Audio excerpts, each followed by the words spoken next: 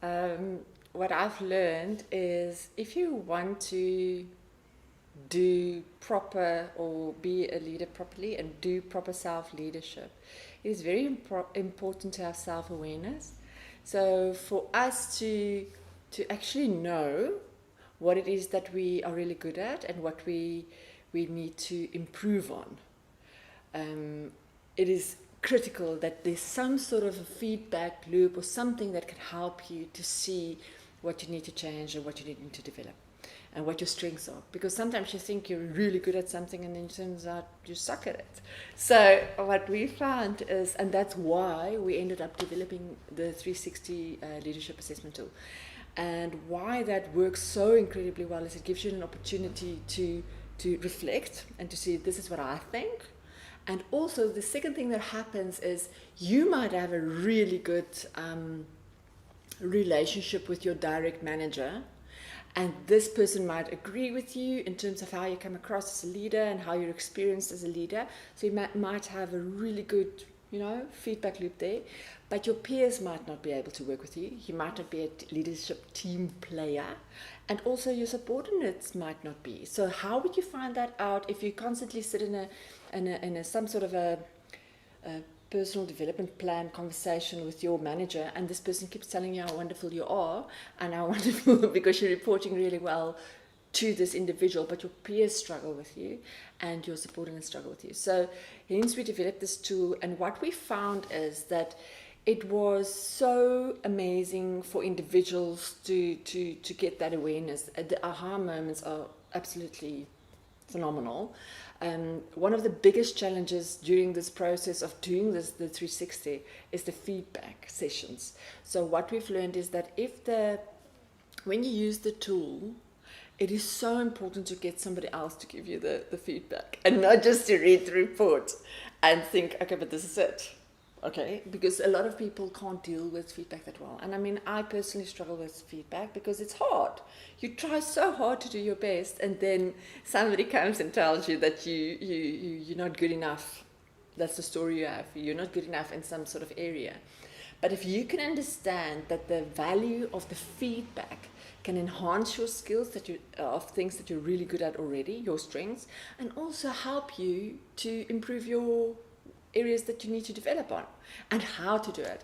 And sometimes it's not necessarily, and this is also what's beautiful about the tool, is you can get a sense of, is it the entire management team that struggles with me or a few people? Because sometimes it's a personality challenge or it's a relationship challenge, and that's the sort of feedback that you need to get. So somebody might say to you, you are really bad at planning, for example, and the other lot would say, but you're really good at planning. And that's very confusing. But then to be able to say, okay, what is this about?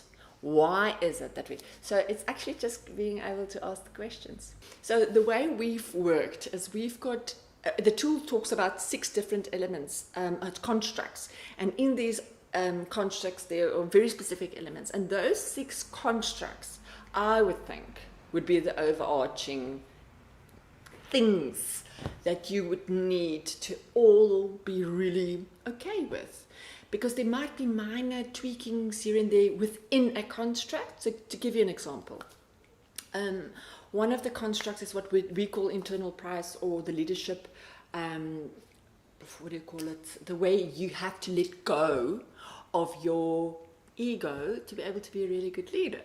Now that element is probably, in my view, this is my opinion, the most important thing as a leader, but it depends on the environment that you are in. So if you are able to connect properly with the people that you're meant to be leading and the people that you work with, you will be able to say, you'll make yourself vulnerable. So you'll say, I'm sorry. You'll say, please help me. I'm struggling with this. What do you struggle with? How can we work together? You'll ask questions. You won't show up as somebody that always have all the answers. Now that is just one construct, and to me, I think if you don't have that, you're gonna fail.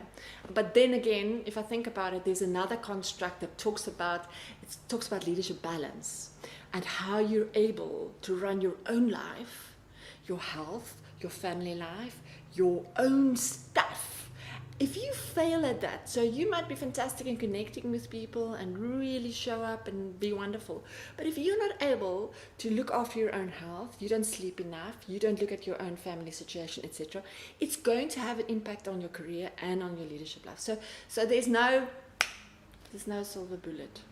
It's a combined bullet.